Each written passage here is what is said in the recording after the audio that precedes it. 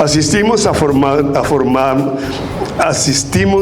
a la necesidad de formarnos ante una pérdida de la cultura costeña y caribe, hacia la imposición de una sola cultura imperial, la música, el sentido de familia, del respeto a los ancianos, del gozo de sentir el calor del hogar, el reunirnos y conversar con hermanos, tíos y primos, toda una gama de elementos que eran propios de nuestra mentalidad afrocaribe, están siendo engullidas por el rock, el metal, los nuevos ritmos basados en la estridencia y el movimiento brusco y brutal, o en las expresiones vulgares y grotescas. Los movimientos satánicos y sectas gnósticas son la expresión de formas de generosidad que generan paranoias y acciones de sadismo o masoquismo que rayan en la esquizofrenia religiosa. No basta con determinar lo terrible de estos fenómenos, sino que es necesario preguntarse por la carencia religiosa que los causa y el deseo de respuesta ante el misterio de la vida y los sinsabores del presente que están inscritos en el corazón de cada uno de nosotros. El misterio de la vida nos pide respuestas, sobre todo la búsqueda de la juventud en cualquier tipo de situación que se le ofrezca. Y las redes sociales no discernidas ni analizadas en sus motivaciones e intenciones son grandes aportes a estos fenómenos. Necesitamos formarnos para saber el sentido profundo de la demonología y de Satán en el Nuevo Testamento, como aquello que desde dentro es vulnerabilidad que nos impide vivir la libertad de los hijos de Dios. La libertad sexual se ofrece como otro de los grandes desafíos de la cultura que vivimos. El sexo ha dejado de ser tabú. Las nuevas enfermedades de transmisión sexual han hecho necesaria la propaganda televisiva y radial de los condones y las prevenciones para la vida genital. Hoy nadie se escapa a la invasión de las seducciones a través de la propaganda, las telenovelas, las películas, las páginas web. Están en las habitaciones de nuestras casas y en nuestras manos en el celular. Estamos en un momento en donde, unida a la liberación de la sexualidad, se da la hipertrofia de la temática en algunos sectores sociales, como las familias tradicionales. Pero ello no quiere decir que el asunto no esté allí, latente y vigente, cargado de sus potencialidades de represión, esquizofrenia o descarada imposición de dobles vidas. Formarnos en el sentido del sexo, la sexualidad y la genitalidad, de su vivencia como dones preciosos de Dios, nos va sacando de una sospecha de un Dios vigilante de los genitales pecaminosos para crecer en su sentido evangélico de su vivencia en libertad, en un contexto de amor, de satisfacción, de libertad y no de obligación. No será fácil. Por el propio bien, libertad y felicidad, aunque ello sea ir contracorriente. El mundo contemporáneo viene religioso de otra manera. Las dificultades sociales y personales de tipo psicológico, ante todo lo que genera lo dicho hasta ahora, conducen a la búsqueda de respuestas de sentido en nuevos movimientos espirituales que ofrecen satisfacción psicológica y la solución de problemas económicos y de salud.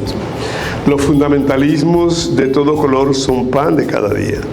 Por eso asistimos, en el caso de Bogotá, a la transformación de teatros pornográficos en templos de oración fuerte al Espíritu Santo, o pentecostales y evangélicos de diversas versiones.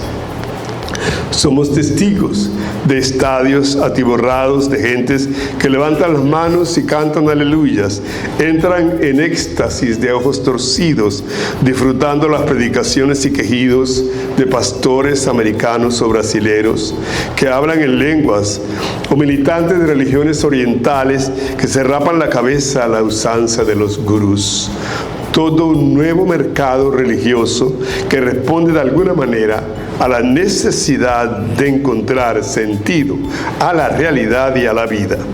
Y estos fenómenos reclaman con urgencia una formación religiosa sólida en una iglesia en salida hacia las periferias existenciales de la humanidad, que son estos desafíos.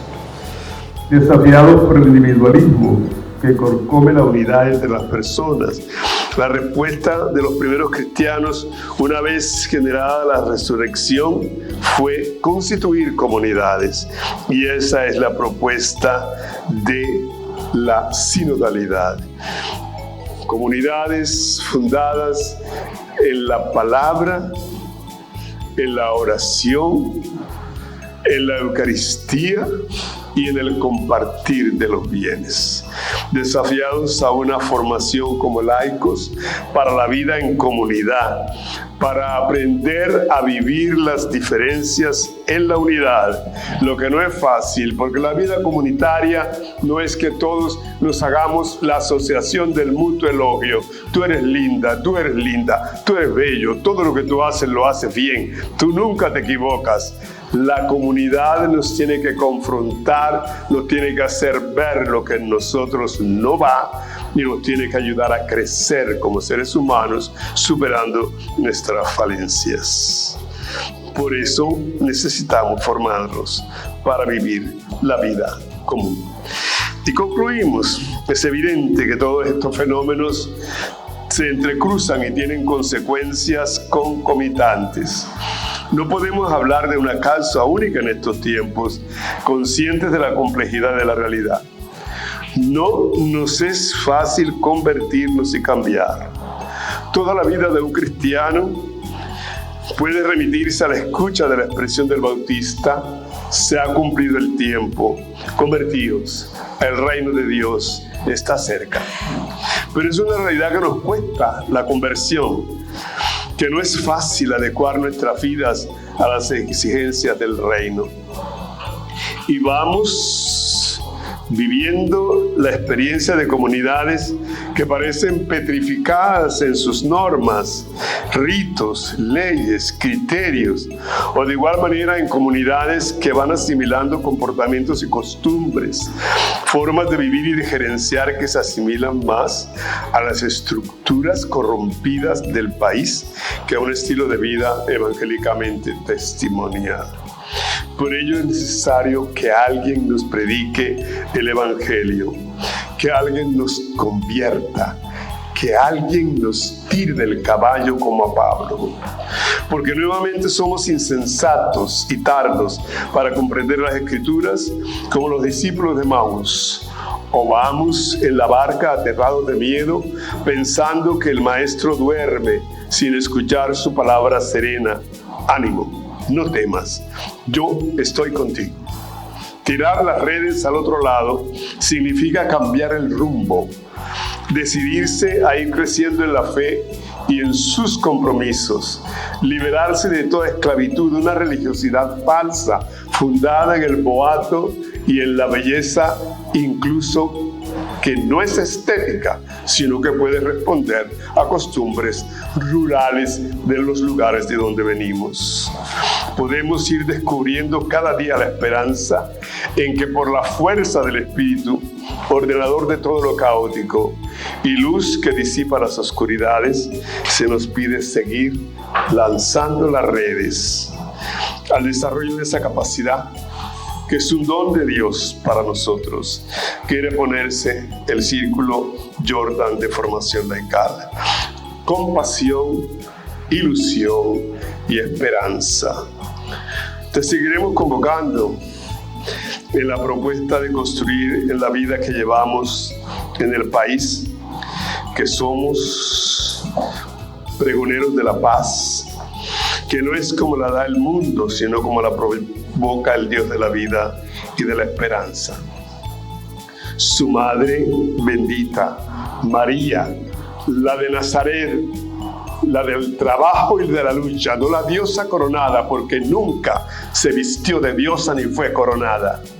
Sufrió la pasión en la pasión de su Hijo y hasta la cruz. También fue testigo posterior de la resurrección y de la fuerza del Espíritu. Despojémosla de tanto boato y sintamos su carne en nuestra propia carne. Esa es María, la Madre de Dios. Gracias.